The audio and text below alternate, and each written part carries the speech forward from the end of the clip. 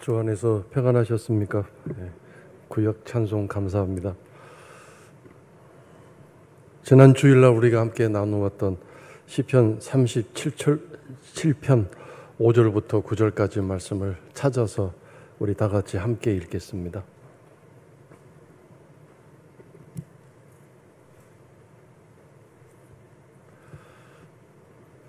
다 찾으셨습니까? 함께 읽겠습니다. 내 길을 여호와께 맡기라. 그를 의지하면 그가 이루시고 내 의를 빛같이 나타내시며 내 공의를 정오의 빛같이 하시리로다. 여호와 앞에 잠잠하고 참고 기다리라. 자기 길이 형통하며 악한 꾀를 이루는 자 때문에 불평하지 말지어다. 불평하지 말라. 오히려 악을 만들 뿐이니라. 진실로 악을 행하는 자들은 끊어질 것이나 여호와를 소망하는 자들은 땅을 차지하리로다. 아멘. 오늘은 이 말씀을 더 자세하게 좀 분해하고 또 낱낱이 파헤쳐서 소화하기 쉽게 음식을 먹을 때 이로 그 음식을 잘게 부수는 것처럼 오늘은 또 수요일은 늘 그렇게 말씀을 더 잘게 부수어서 말씀을 깊이 생각해 보는 시간이기 때문에 한 절씩 또 말씀을 잘 깊이 생각해 보겠습니다. 먼저 하나님께 내 길을 맡긴다는 것을 생각해 보시기 바랍니다. 길이란 무엇입니까? 나의 길.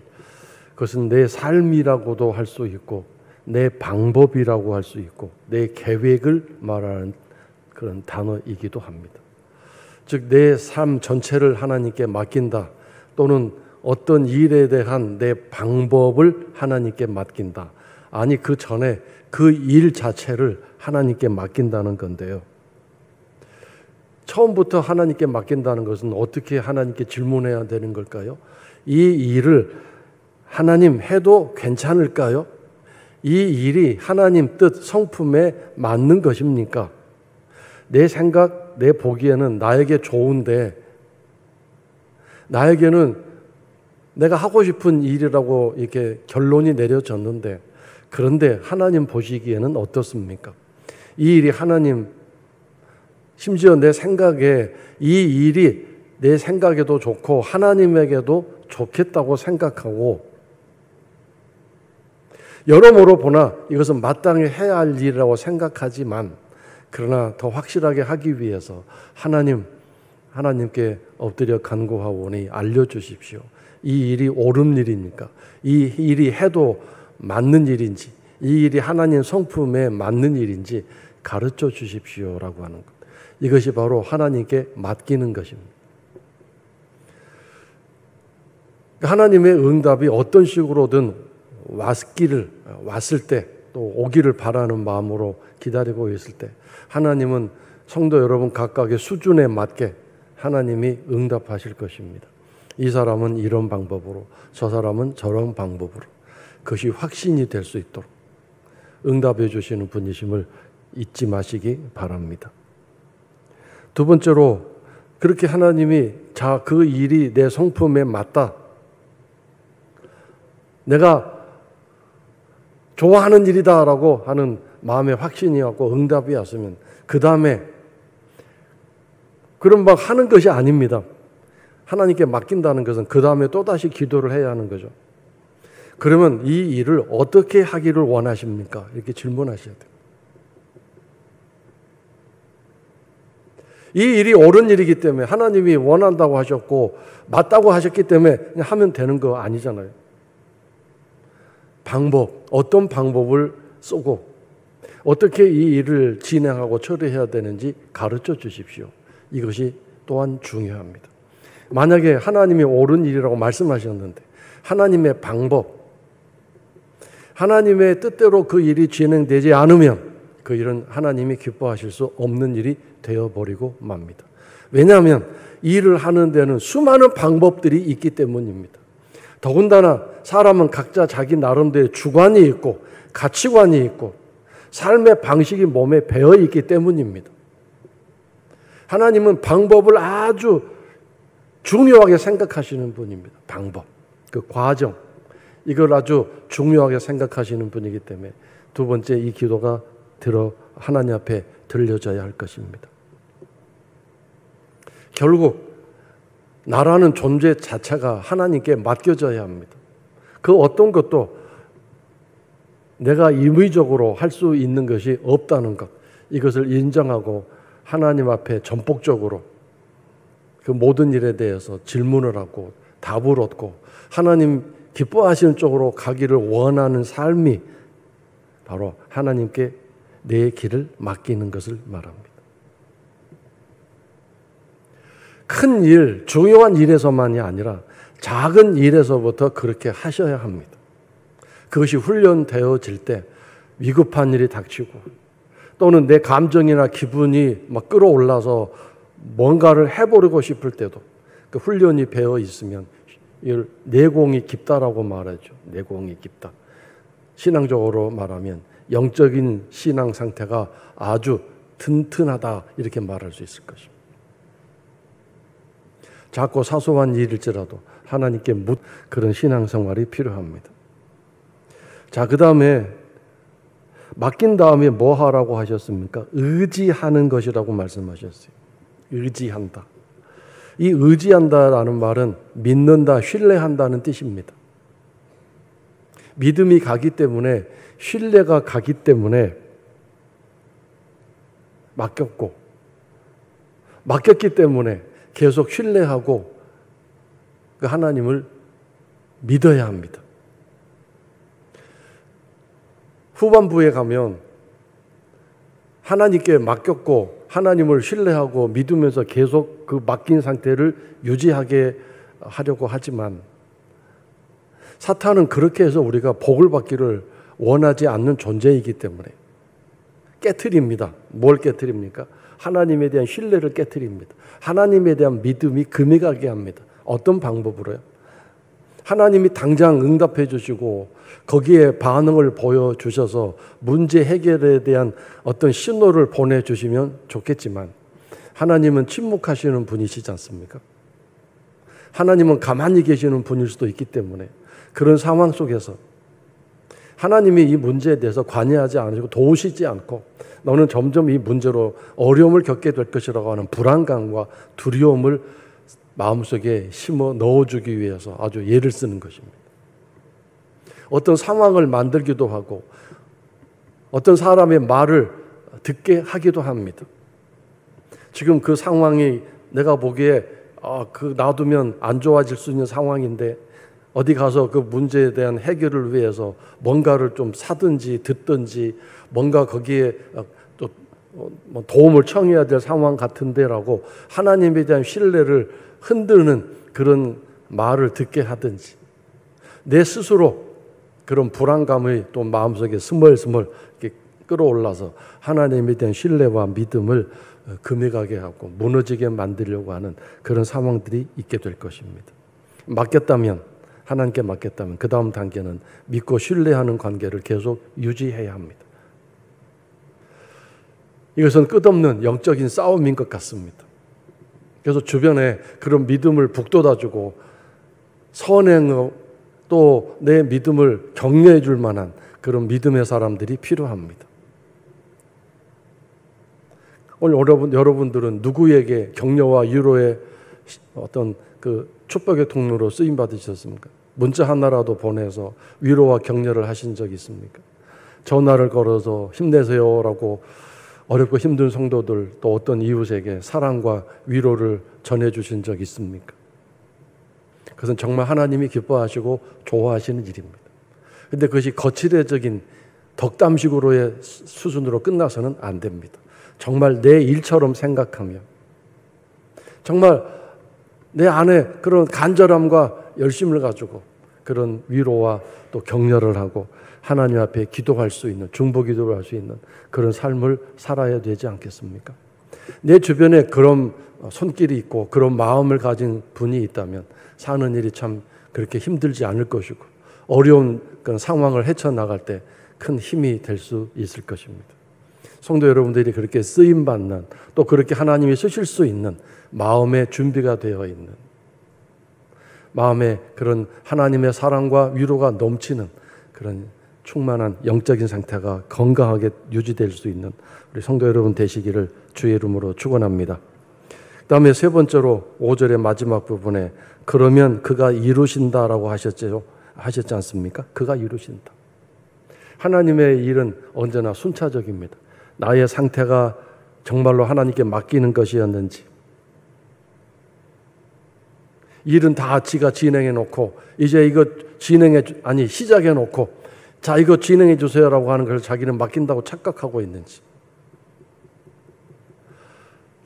이것을 할까요라고 해서 그거 보니까 좋아서 해라 그랬더니 하나님께 방법은 묻지 않고 자기 방법대로 일을 처리해버리는 이런 사람이 아니라 처음부터 마지막까지 하나님께 묻고 질문하면서 하나님 뜻대로 그 일을 조심스럽게 정말 충성스럽게 힘들고 어려운 가운데서도 그렇게 하나님을 섬기고 경외하는 그런 삶을 살아가는 가운데 끝까지 불안감이, 두려움이, 의심이 치밀어 올 수밖에 없는 그런 상황 속에서도 끝없는 믿음과 신뢰를 가지고 하나님을 바라보고 있는 그런 상태가 됐을 때 하나님이 어느 순간, 물론 그 처음부터 하나님이 함께 하셨지만 일어나서 이 일을 이제 손대기 시작하시는 어떤 그 지점, 그 순간이 있습니다. 여기서 이루신다라는 말은 이 일을 시작하신다는 뜻입니다. 그가 하나님이 일어나서 직접 이제 이 일을 시작하시는 시간이 언제인지는 알 수 없습니다. 하나님만이 아십니다. 우리가 깊은 기도에 들어가고 하나님께 집중해 있으면 알게 될 것입니다. 아, 이제 하나님이 일하기 시작하셨구나. 느낌이 올 수 있을 것입니다. 하나님이 움직이시는 뭔가가 느껴지게 되고 전달될 수 있는 그런 하나님과 밀접한 영적인 감각이 뚜렷한 그런 삶이 될 수 있을 것입니다. 4종 세트를 저지난주에 말씀드렸는데 뭐가 필요하다고 하셨습니까? 믿음의 양식이 필요합니다. 지혜가 필요합니다. 지각, 분별력이 필요합니다. 그리고 날마다 내 남은 평생 하나님을 찬송하며 살기 원합니다. 이 네 가지의 4종 세트의 복이 우리들에게 있어야 되지 않겠습니까? 지각, 분별력, 예민한 영적인 감각. 자, 그 다음에 6절로 넘어가면 거기 의라는 말과 공이라는 말이 나오고 빛과 정오의 빛이라는 말이 나오게 됩니다. 이게 뭘 의미하냐면요, 놀랍게도 5절의 삶이 나의 의가 되고 나의 공의가 된다는 것이죠. 그래서 내 삶이 하나님의 그 아름다운 빛, 정오의 빛과 같은 밝은 빛이 나를 비춰주신다는 뜻입니다. 이게 얼마나 멋진 일입니까? 나의 모든 이 신앙적인 삶을 하나님이 당신의 기준, 당신의 그 규칙에 맞다. 하나님은 여기서 이 공이라는 단어는 재판정의 단어인데요. 정이라는 단어도 마찬가지지만 재판정에서 하나님이 판결을 내리시는 그런 의를 상상해 보십시오. 너는 아무 잘못이 없구나. 너는 옳다. 너는 맞다. 이렇게 인정해 주시면서 그 5절의 삶을 계속해서 우리가 살아나가고 있을 때 하나님은 그런 과정 속에서 우리를 인정해 주시고 우리를 빛과 같이 어둠이 하나도 없는 정오의 빛, 어둠이 하나도 없는 상태로 우리를 이끌어 주시고 인정해 주신다는, 하나님 앞에 의로운 삶이다, 밝은 삶이다라고 인정해 주신다는 뜻입니다. 다른 말로 말하면 너는 깨끗하다, 거룩하다, 성결하다 이렇게 말씀해 주시는 것입니다. 그러니까 여러분, 하나님께 묻고 질문하고 또 그런 가운데서 믿음을 지키고 하나님에 대한 신뢰를 지켜나가는 게 말이 그렇지 얼마나 어렵습니까? 마음의 불안감 떨쳐내고 하나님을 믿고 조급하고 조바심 나는 상황을 믿음으로 견디면서 흔들리지 않는 그런 마음을 가지고 찬송하고 기도하고자 하는 그 삶이 얼마나 힘들고 어렵습니까? 우리가 게으름 피우고 싶을 때가 얼마나 많습니까? 나태함 피우고 싶을 때가 얼마나 많습니까? 기도를 오늘은 쉬고 싶다는 생각이 들 때가 날마다 얼마나 우리를 유혹합니까?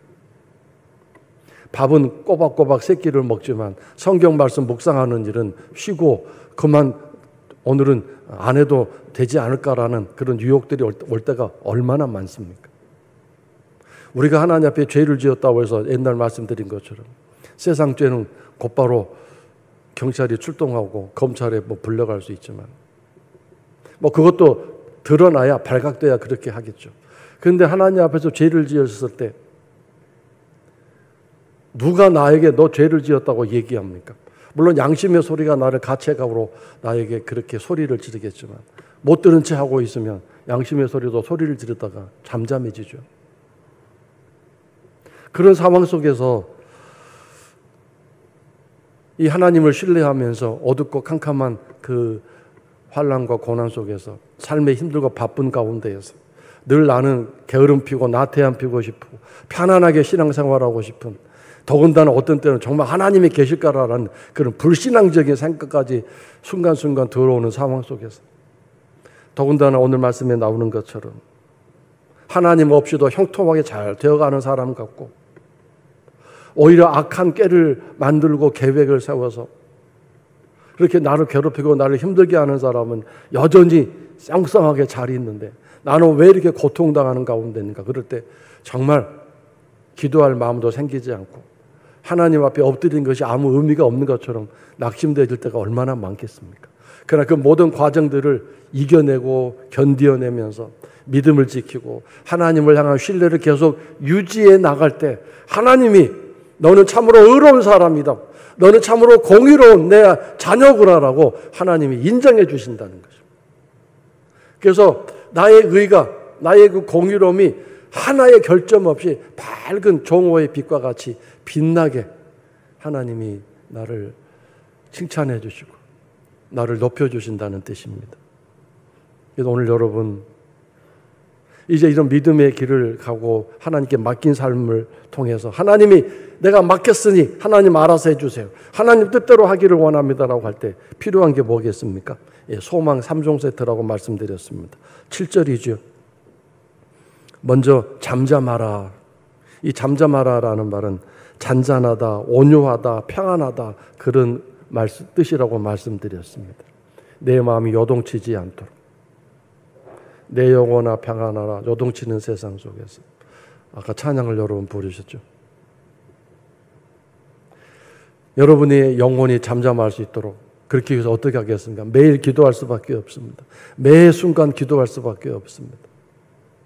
한번 기도했다고 해서 그 기도가 계속해서 효력이 발휘하면 좋겠지만 사탄은 곧바로 내 마음을 흔들어 놓기 위해서 발버둥치기 때문입니다. 잠잠하라. 내 마음이 잠잠하고 내 심령이 잠잠할 수 있는 그런 상태가 되는 것. 두 번째로는 참아 기다리는 것입니다. 참으면서 기다리는 것. 뭘 기다립니까? 하나님의 시간, 하나님의 때를 기다립니다. 하나님이 설명해 주시면 좋겠지만 하나님은 설명하시지 않습니다. 하나님이 설명해 주시면 나는 다 이해할 것 같지만 그렇지 않습니다. 하나님의 설명은 너무 복잡하고 어려워서 내 수준, 내 지각으로는 이해가 안 됩니다. 그러니까 아예 하지 않습니다. 우리의 수준은 무슨 대단한 신앙의 수준 같지만 여러분, 하나님 앞에서 우리는 어린 아이들입니다. 어린 아이가 어떤 아이냐면 갓난 아이 정도밖에 안 됩니다. 그래서 여러분, 나도 하나님 믿고 신앙생활 하느라고 힘들고 수고하지만 하나님도 힘들고 수고하십니다. 얼마나 힘들고 수고하시는지 여러분 좀 이해를 해드려야 되지 않겠습니까? 저는 그 손녀의 말이 참 너무나도 명언 같습니다. 나도 수고했고 우리 모두 수고했어, 이렇게 말하는 꼬맹이 입에서 어떻게 그런 말이 나오는지. 저는 그 얘기가 하나님이 우리에게 하시는, 내가 너를 여기까지 데려오느라고 너도 오느라고 수고했지만 나도 얼마나 너를 데려오느라고 수고했는지 아느냐, 그렇게 말씀하시는 것처럼 느껴지는.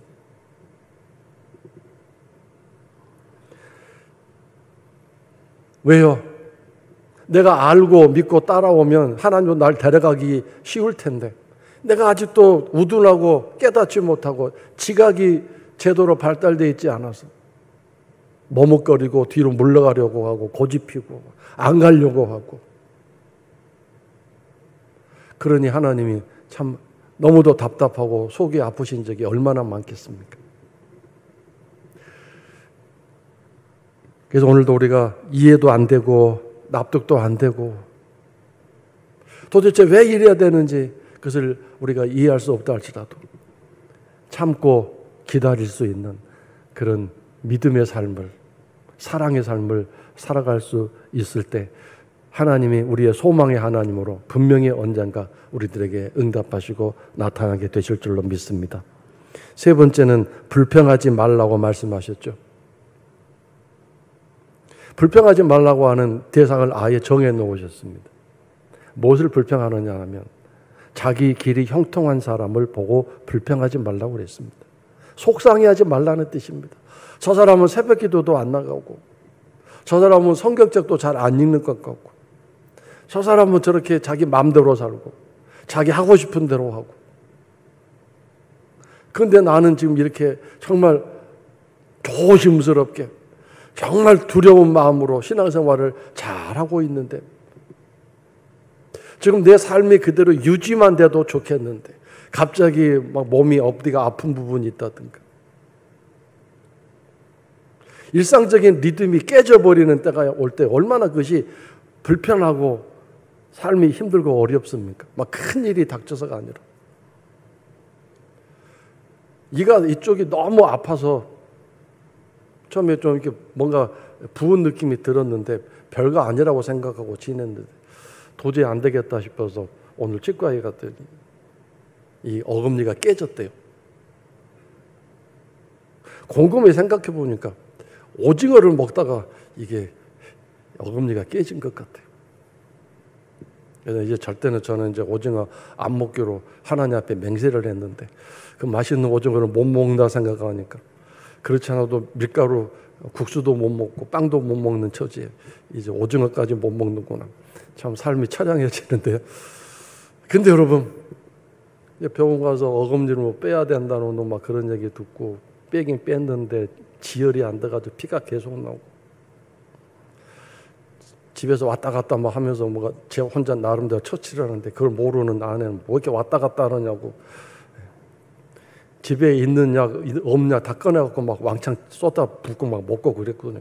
뭘 이렇게 먹냐고 내가 말은 안 했지만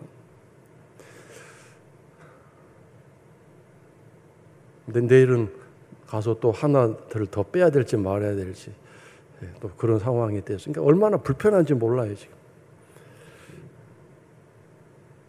일상적인 어떤 삶이 지금 삶이 완벽한 건 아니에요.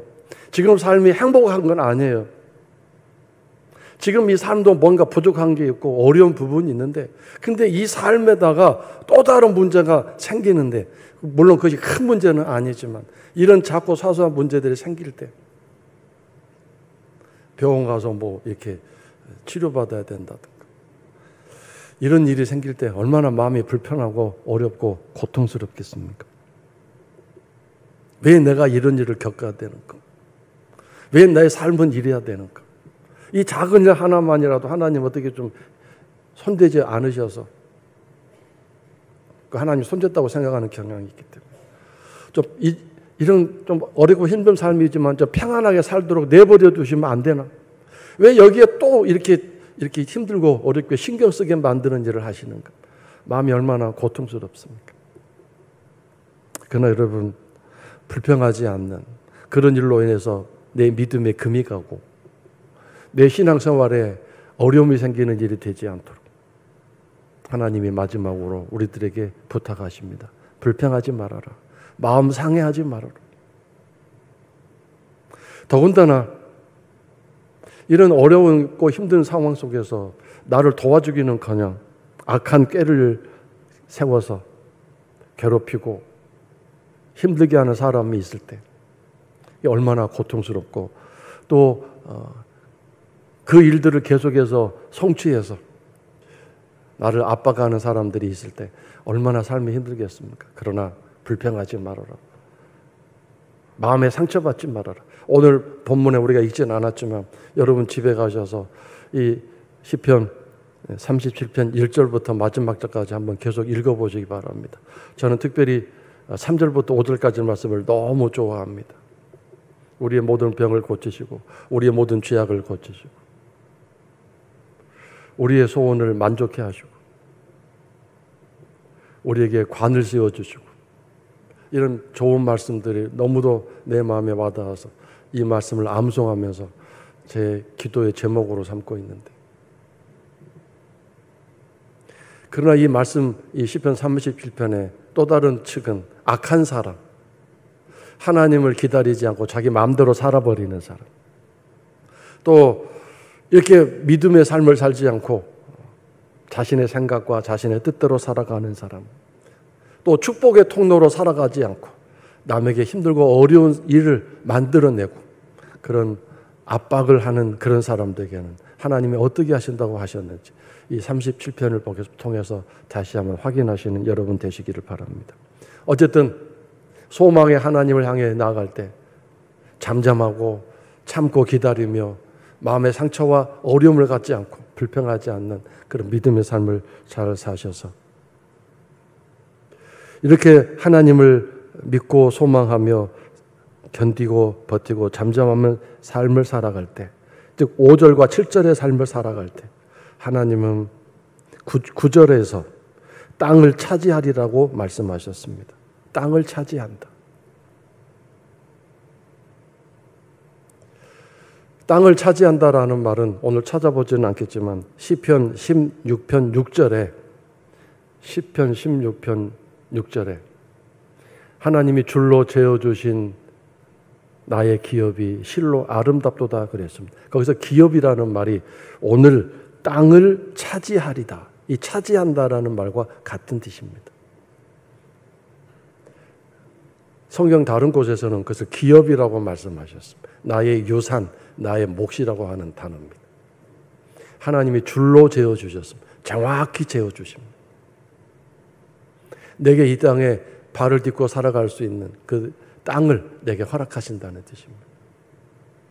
그 땅은 어느 누구도 침범할 수 없습니다. 침범하지 않습니다. 하나님이 줄로 재어주신 구역이기 때문입니다. 그래서 그 구역이 어떤 구역인지 오늘 여러분이 살고 있는 삶의 현 주소입니다. 비록 비교해보면, 남과 비교해보면 어떻게 하고 이렇게 좀 불만스러울 수도 있겠지만 하나님 감사합니다. 나 같은 사람에게 이렇게라고 하신다면 하나님이 기뻐하시면서 거기서 감사와 찬송을 더 많이 하나님께 드릴 수 있는 삶이 될 수 있도록 지경을 넓혀주실 수 있을 것입니다. 야베스의 기도에 나오죠. 나의 지경을 넓혀주옵소서. 내 마음대로 내 인생의 줄을 넓혀서 이렇게 넓게 할 수 있다면 좋겠지만 하나님이 보장해 주셔야 되지 않겠습니까? 하나님이 집을 세워주시지 않으면 세우는 자의 수고가 헛되다고 했거든요. 그래서 오늘 믿음을 지키고 신뢰를 유지하며 하나님을 소망 가운데 바라보고 오늘도 잠잠히 힘들지만 마음의 평안함을 유지하기 위해서 열심히 기도하고 참고 기다리며 하나님의 일하실 완성하실 그날을 바라보고 오늘도 견디고 끝없이 주변에 나를 괴롭히고 힘들게 하는 사람이 혹시 있을지라도 불평하지 않고 마음에 상처받지 않고 오직 소망의 하나님을 바라보고 오늘도 한 걸음 한 걸음 하루의 삶을 살다 보면 어느새 하나님의 시간에 다가와 하나님의 응답이 분명히 여러분 앞에 우리 앞에 펼쳐지게 될 줄로 믿습니다. 그런 놀라운 승리와 은혜의 삶, 기적의 삶을 승리롭게 살아가시고 축복의 통로로 살아가시는 우리 성도 여러분 되시기를 주의 이름으로 축원합니다.